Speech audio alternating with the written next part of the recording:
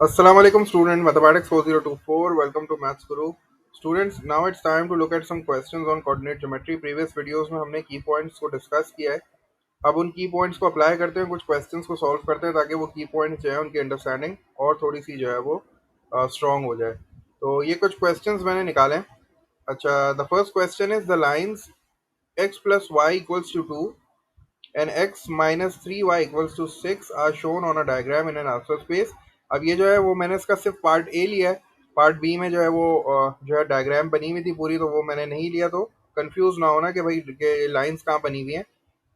तो हमें क्या करना है, सिर्फ फर्स्ट पार्ट सॉल्व करना है। फर्स्ट पार्ट में वो हमसे कह रहा है find the gradient of the line x minus three y equals to six. अब उसने हमें यहाँ इक्वेशन दी हुई है एक लाइन की, और हमसे कह रहा है कि उसकी ग्रेडियंट फाइंड आउट करके दिखाओ। तो ये सिंपल सा क्वेश्चन है, 1 मार्क का क्वेश्चन है। इसमें सिर्फ तुम्हें इसको अरेंज करना है। आपको पता है the standard form is Y equals to M x plus C. ये स्टैंडर्ड फॉर्म है जिसमें वाई सब्जेक्ट होता है। जब वाई सब्जेक्ट बन जाएगा तो एक्स के साथ जो भी कोफिशिएंट होगा वो लाइन का ग्रेडियंट होगा। ठीक है, तो हमें क्या करना है, we have to make Y as the subject. हमारे पास इक्वेशन है x minus three y equals to six. हमने क्या किया, y को सब्जेक्ट बनाने के लिए इस पूरे 3y को यहाँ शिफ्ट किया, 6 को यहाँ पे शिफ्ट किया। तो ये बन गया x minus six equals to 3y। ये 3y जब वहां जाएगा तो पॉजिटिव हो जाएगा, ये 6 जब इधर आएगा तो नेगेटिव हो जाएगा। अब since I have to make y as my subject, तो मैंने जो है 3y को पहले लिख लिया equals to x minus six. अब y को सब्जेक्ट बनाना है, 3 मल्टीप्लाई हो रहा है, दूसरी साइड पे भेजना पड़ेगा, डिवाइड हो जाएगा। तो y equals to x minus six upon three. इसका मतलब ये है कि ये जो 3 है ये x के नीचे भी आ रहा है, और ये 3 जो है वो 6 के नीचे भी आ रहा है। ठीक है, ये 3 यहाँ मल्टीप्लाई होता है, इधर आके डिवाइड हो जाएगा। ये चीज़ तो समझ में आ गई सबको। अब मैं क्या करता हूँ, इसको थोड़ा सा सेपरेट करके लिखता हूँ। ये स्टेप बहुत इंपॉर्टेंट है। अगर आप ऐसे नहीं लिखोगे तो आपसे गलती का चांस हो सकता है आप जल्दबाजी में ग्रेडियंट वन लिख दो। ठीक है, तो इसीलिए ये वाला जो स्टेप है ना, ये रिकमेंडेड है।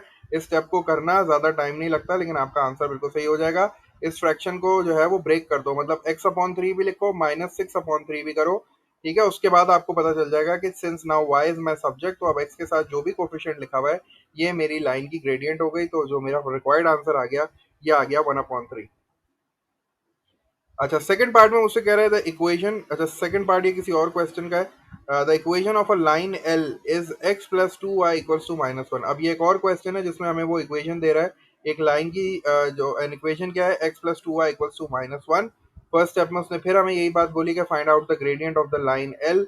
since equation has been given to us, so we just need to arrange this equation. We have to make y as our subject because in the standard form y is the subject, so we have to make y as our subject. In order to make y as the subject, we have to shift all the things on the other side. So this is x plus 2y, so I will shift this x on the other side, it is positive.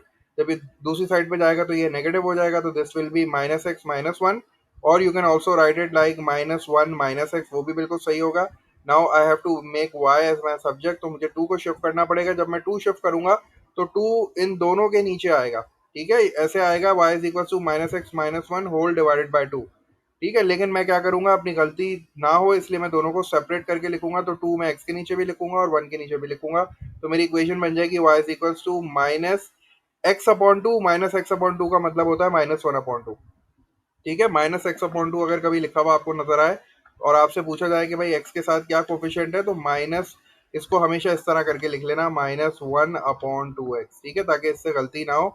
X के साथ जो coefficient है वो minus one upon to है। ठीक है, तो मैंने यहाँ यही किया, माइनस वन अपॉन टू लिखा, फिर माइनस हाफ लिखा। अब चूंकि मुझे ग्रेडियंट चाहिए तो मुझे एक्स का कोफिशिएंट देखना है। एक्स के साथ कोफिशिएंट है माइनस वन अपॉन टू, तो इसका मतलब है कि मेरा जो ग्रेडियंट आ गया लाइन का, that is minus one upon two. Second part में कह रहा है find the equation of a line parallel to L. मतलब ये जो लाइन है इसके पैरेलल एक और लाइन है जिसकी इक्वेशन मुझे फाइंड आउट करनी है। और चूंकि मैंने आपको ये बात बताई थी कि इक्वेशन बनाने के लिए दो चीज़ें चाहिए होती हैं, एक ग्रेडियंट चाहिए होता है और एक वाई इंटरसेप्ट चाहिए होता है। तो मुझे ये दोनों चीज़ें फाइंड आउट करनी पड़ेंगी। इसके लिए मुझे डाटा गिवन होगा। ग्रेडियंट के लिए उसने आपको हिंट दे दी पैरेलल टू एल की, और फिर ये जो उसने आपको आगे पॉइंट दिया है ये आपको सी निकालने में हेल्पफुल होगा, क्योंकि हमने देखा था सी निकालने के लिए जो हमारे पास फॉर्मूला है वो क्या है, वाई माइनस एम एक्स। ठीक है, वाई माइनस एम एक्स ये फॉर्मूला है in order to find out C. C क्या है, बेसिकली वाई इंटरसेप्ट। ये फॉर्मूला यहीं से ड्राइव हुआ है, Y is equal to M x plus C से। मैंने यहाँ सी को सब्जेक्ट बना दिया ताकि बच्चों के लिए ना कंफर्टेबल होता है, जब फॉर्मूला उनको नजर आता है ना तो उनको समझ में आ जाता है। तो C is equal to Y minus M X हो गया। अब सिंस मेरे पास जो है वो ग्रेडियंट तो है माइनस हाफ, इस लाइन की ग्रेडियंट में जो है वो मेरे पास है माइनस हाफ, और since the line is parallel तो इसका मतलब है उसकी ग्रेडियंट भी माइनस हाफ होगी, क्योंकि अभी हमने देखा था कि जब लाइंस पैरेलल होती है तो ग्रेडियंट सेम होती है। तो अब मुझे सिर्फ सी चाहिए, तो सी फाइंड आउट करने के लिए मैंने क्या किया, देखो ये वाला फॉर्मूला यूज किया। मैं यहाँ एक और इसको जो है ना आप लोग के साथ वो कर देता हूँ वर्किंग। तो मैंने लिखा सी इज इक्वल्स टू y की वैल्यू क्या है, y की वैल्यू क्या है, पहली x की वैल्यू होती है, दूसरी y की वैल्यू होती है। तो y की जगह पे मैंने क्या लिखा 5, ठीक है, और फिर माइनस, अब m की वैल्यू क्या है मेरे पास, क्योंकि लाइन पैरेलल है तो पहली वाली लाइन की ग्रेडियंट ही दूसरी वाली लाइन की ग्रेडियंट दोनों बराबर होंगी, तो ये मैंने ब्रैकेट में माइनस हाफ लिखा, ठीक है, ब्रैकेट में मैंने माइनस हाफ लिखा, ब्रैकेट को क्लोज किया। अब x की वैल्यू कितनी है, x की वैल्यू है 0, तो इसका मतलब है मुझे इसको 0 से मल्टीप्लाई कराना पड़ेगा। अब चूंकि बॉड मास है तो बॉड मास का मतलब क्या होता है, पहले मुझे मल्टीप्लाई करना है, जब मैं इन दोनों को मल्टीप्लाई करूंगा तो मेरा आंसर आ जाएगा 0। तो ये इस तरह हो जाएगा, c इज इक्वल टू 5 - 0। ठीक है, सिंपल स्टेप्स है, इसको बिल्कुल कंफ्यूज नहीं होना है। यहाँ जो है वो बॉड मास मैंने फॉलो किया है, ठीक है। अब ये 5 में से जब 0 माइनस करूंगा तो c की वैल्यू क्या आ जाएगी, 5 आ जाएगी। तो मेरे पास c की वैल्यू आ गई है, मेरे पास ग्रेडियंट भी है, अब मुझे सिर्फ रिप्लेस करना है। y is equal to M x plus C होता है, तो y एज इट इज आ गया, और इक्वल्स टू m कितना है, माइनस हाफ x आ गया, और c की वैल्यू +5 है। तो this is the required equation of the line that is parallel to line l। ठीक है, तो ये थोड़े से मेथड से ये 2 मार्क्स का था, तो ये 2 मार्क के लिए इतनी वर्किंग बहुत है। हमेशा याद रखना, in order to form an equation of line you need two things, first one is the gradient that is represented by m, and the other thing is the c। M निकालने के लिए वो आपको कोई ना कोई हिंट जरूर देगा, वो आपको 2 पॉइंट्स भी दे सकता है, वो आपको पैरेलल और परपेंडिकुलर का कॉन्सेप्ट भी दे सकता है, वो आपको इक्वेशन भी दे सकता है। तो 3 तरीके से ग्रेडियंट निकल जाती है, ठीक है ना। तो यहाँ भी उसने बिल्कुल इसी तरह किया था, उसने हमें बता दिया पैरेलल टू लाइन एल है, तो लाइन एल की इक्वेशन हमारे पास थी, हमने उससे ग्रेडियंट पहले ही फाइंड आउट की हुई थी, तो यही वाली ग्रेडियंट यूज कर ली हमने। और सी निकालने के लिए हमने ये पॉइंट यूज किया, फॉर्मूला यूज किया, C is equal to Y minus M X. Working की, हमारी रिक्वायर्ड इक्वेशन आ गई, Y is equal to minus half X plus 5। Next question is a straight line passes through the point P 1 2, ये x की value 1 है, y की value 2 है, and we have another point that is q, वहाँ x की value 5 है, y की value -14 है।